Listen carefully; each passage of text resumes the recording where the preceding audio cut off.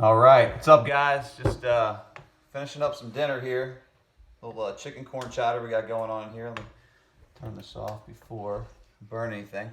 And so this is our kitchen. Say hi, Jax. What's up? Boys are running around. Got my PVC pipe.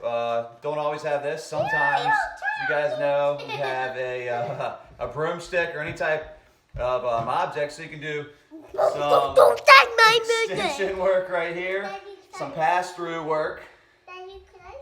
Some under grip. Yeah, let me go ahead and video this first, and then you can see it, buddy.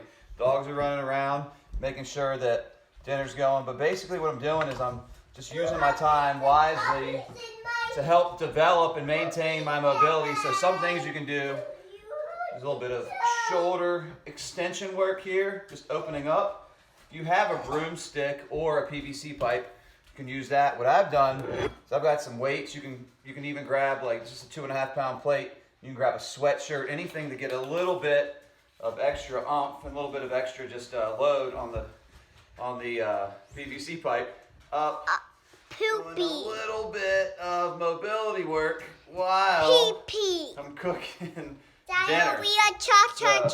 Dude, no, that's not appropriate. So, no judgment on the parenting skills here, but we have the opportunity to get in a little bit of mobility while we're cooking, while we're preparing.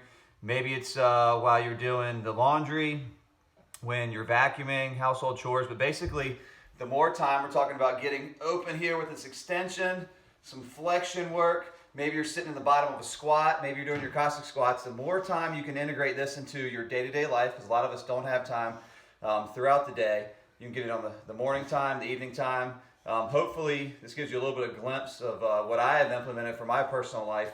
And you can kind of take it and use it on your own. You want to say bye, Jace? Mm-hmm. Could you hit the red button, please, buddy? Bye. Bye.